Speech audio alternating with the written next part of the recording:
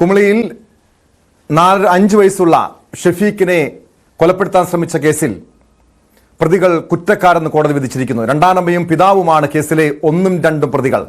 ഷെരീഫിന്റെ രണ്ടാം ഭാര്യ അനീഷ ഷെഫീഖിനെ ഒഴിവാക്കണമെന്ന ഉദ്ദേശത്തോടെ ക്രൂരമായി ഉപദ്രവിച്ചുവെന്നാണ് കേസ്.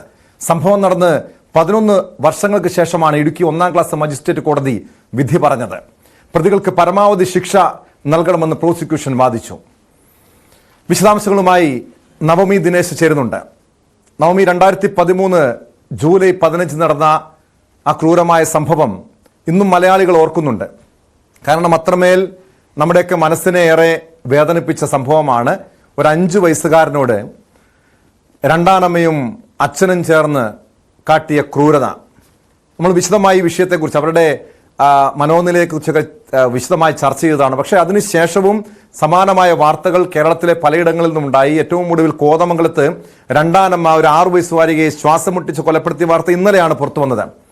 ഈ കുമളി ഷെഫീഖ് വധക്കേസ് പരിശോധിച്ചാൽ ഈ കേസിൽ ഷെഫീഖിനെ കൊലപ്പെടുത്താൻ ശ്രമിച്ച കേസിൽ പിതാവും രണ്ടാനമ്മയും കുറ്റക്കാരെന്ന് കോടതി വിധിച്ചിരിക്കുന്നു. ഏതൊക്കെ കേസുകളാണ്, ഏതൊക്കെ വകുപ്പുകളാണ് തെളിഞ്ഞിരിക്കുന്നത്? ഇവരുടെ ശിക്ഷ എന്ന് വിധിക്കും?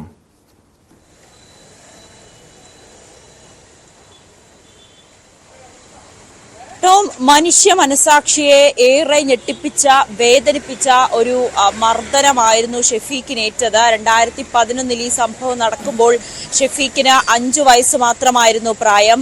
ശരീരത്തിൽ 150ഓളം മുറിവുകൾ ഉണ്ടായിരുന്നു, മാരകമായ മുറിവുകൾ.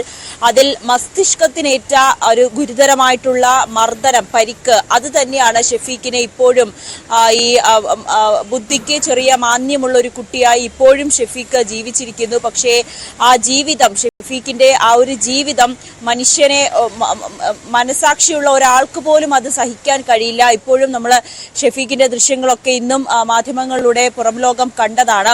എന്തായാലും ഷെഫീഖിനെ ഈ ഒരു സ്ഥിതിയിലാക്കിയവർക്ക് തക്കതായിട്ടുള്ള ശിക്ഷ നൽകണമെന്ന് തന്നെയായിരുന്നു മലയാളികൾ ഓരോരുത്തരും ആഗ്രഹിച്ചത്. അതുപോലെ തന്നെ നടന്നു. എന്തായാലും 2 പേരും കുറ്റക്കാരാണെന്ന് കോടതി വിധിച്ചിരിക്കുകയാണ്. ഉച്ചയ്ക്ക് ശേഷം കോടതി പറഞ്ഞിരിക്കുകയാണ്, ഉച്ചയ്ക്ക് ശേഷം തന്നെ വിധി ഉണ്ടാകുമെന്നാണ് നമുക്ക് അറിയാൻ സാധിക്കുന്നത്. ഷെഫീഖിന്റെ അച്ഛൻ ഷെരീഫ്, രണ്ടാനമ്മ അനീഷ എന്നിവർ 2 പേരുമാണ് കുറ്റക്കാരാണെന്ന് കോടതി തെളിയിച്ചിരിക്കുന്നത്. ഇതിൽ ഏറ്റവും പ്രധാനപ്പെട്ട കാര്യം ടോം, ഇതിൽ സാക്ഷിമൊഴികളൊന്നും തന്നെ ഇല്ല, ദൃക്സാക്ഷികളൊന്നും തന്നെ ഇല്ല.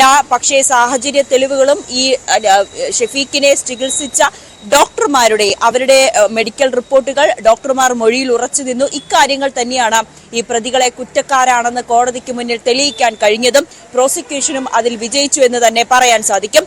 എന്നാലും ഷെഫീഖിന്റെ പിതാവ് ഷെരീഫിന് IPC 324, 326, 323 മാരകമായ മുറിവേൽപ്പിക്കൽ, പൊള്ളലേൽപ്പിക്കൽ, ജീവന് തന്നെ അപകടം വരുന്ന രീതിയിൽ മർദ്ദിക്കുക എന്നീ വകുപ്പുകളാണ് ചുമത്തിയിരിക്കുന്നത്. ഷെഫീഖിന്റെ രണ്ടാനമ്മയ്ക്കും നേരെ ഈ വകുപ്പുകൾക്ക് പുറമെ 307, അതായത് ജുവനൈൽ ജസ്റ്റിസ് ആക്ട് പ്രകാരം, JJ വകുപ്പ് പ്രകാരമുള്ള ആക്ട് പ്രകാരമുള്ള വകുപ്പുകളും ചുമത്തിയിട്ടുണ്ട്. എന്തായാലും കഠിനമായ ശിക്ഷ തന്നെ ഇരുവർക്കും നൽകട്ടെ എന്ന് തന്നെ നമ്മൾ വിശ്വസിക്കുന്നുണ്ട്. കാരണം അത്രമാത്രം 11 വർഷമായി ഷെഫീഖ് അനുഭവിക്കുന്ന ദുരിതം, ഷെഫീഖിന്റെ രാഗിണി ഇതിനുശേഷം മാധ്യമങ്ങളെ കണ്ടപ്പോൾ അവർ പൊട്ടിക്കരയുകയുണ്ടായി. അവർ ഈ 11 വർഷം ഷെഫീഖുമായി കടന്നുപോയ ജീവിതം, ഷെഫീഖ് അനുഭവിച്ച വേദനകൾ, ഷെഫീഖിന്റെ കരച്ചിൽ, ഇതിനെയൊക്കെ വിശദമായി മാധ്യമങ്ങൾക്ക് മുന്നിൽ പറയുകയുണ്ടായി. ഇപ്പോൾ ഷെഫീഖ് തൊടുപുഴയിലെ തന്നെ അൽ ഹസർ ഹോസ്പിറ്റലിലെ ഒരു മുറി ഷെഫീഖിനായി തന്നെ മാറ്റി വെച്ചിരിക്കുകയാണ്. ആ ഹോസ്പിറ്റലിൽ ഷെഫീഖും ഒപ്പം ആയയുമുണ്ട്, ആ മുറിയിൽ ആയയുമുണ്ട്. ആ ആയയുടെ പരിചരണത്തിലാണ് ഇപ്പോൾ ഷെഫീഖ് ജീവിതത്തിലേക്ക് തിരിച്ചു വന്നുകൊണ്ടിരിക്കുന്നത്.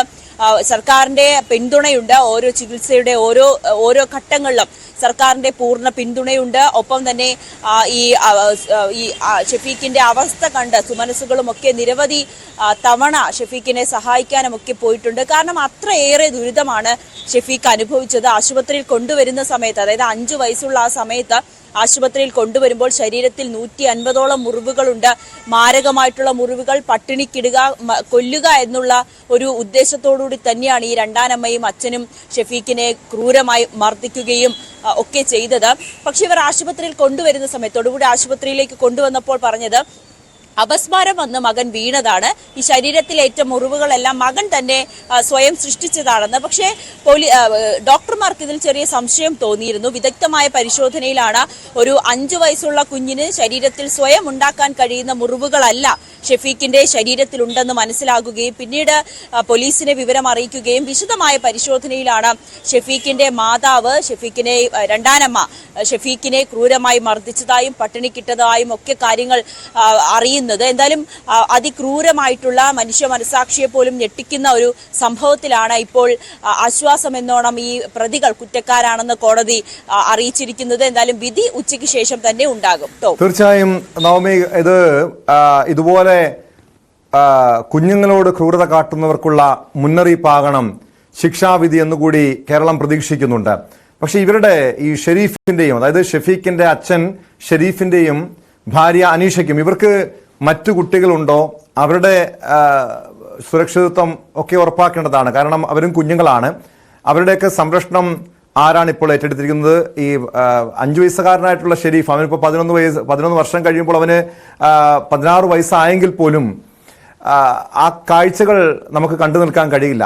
അവന്റെ ശരീരത്തിന് അന്നേറ്റ മുറിവ്, മനസ്സിന് അതിനേക്കാളേറെ മുറിവേൽപ്പിച്ചിരിക്കണം. അതൊക്കെ അവന് ഓർക്കുന്നുണ്ടായിരിക്കുമോ എന്ന് പോലും സംശയമായിരിക്കാം. പക്ഷേ അതോടൊപ്പം അവന്റെ സഹോദരങ്ങൾ, ഈ ഷെരീഫിന്റെയും അനീഷയുടെയും മറ്റു കുട്ടികളുടെ കാര്യങ്ങൾ ഇപ്പൊ എങ്ങനെയാണ്? ഇത് ഈ ശിക്ഷ വിധിക്കുമ്പോൾ, പ്രതികൾക്ക് ശിക്ഷ വിധിക്കുമ്പോൾ അതൊക്കെ കോടതി പരിഗണിക്കുമായിരിക്കുമോ?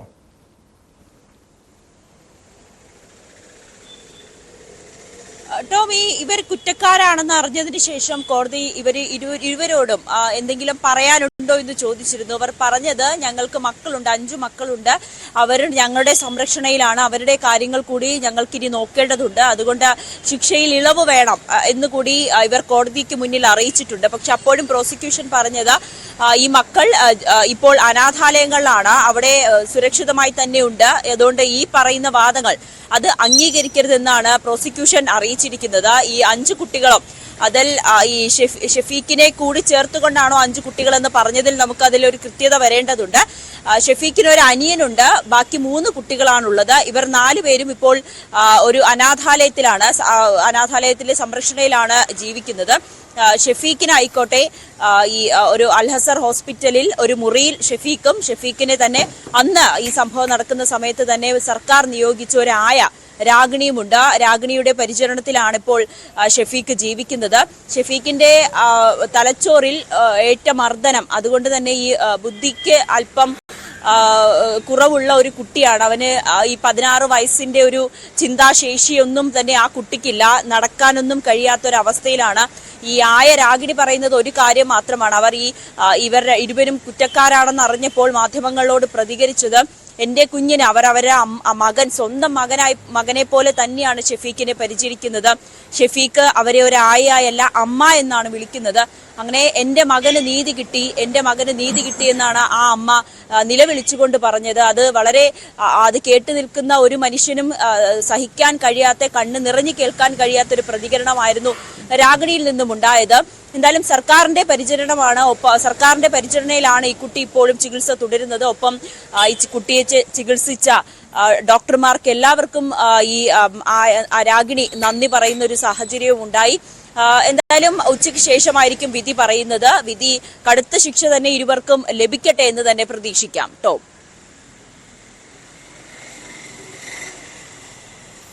വ്യക്തമാണ്. നവമി ദിനേശാണ് വിവരങ്ങൾ നൽകിയത്.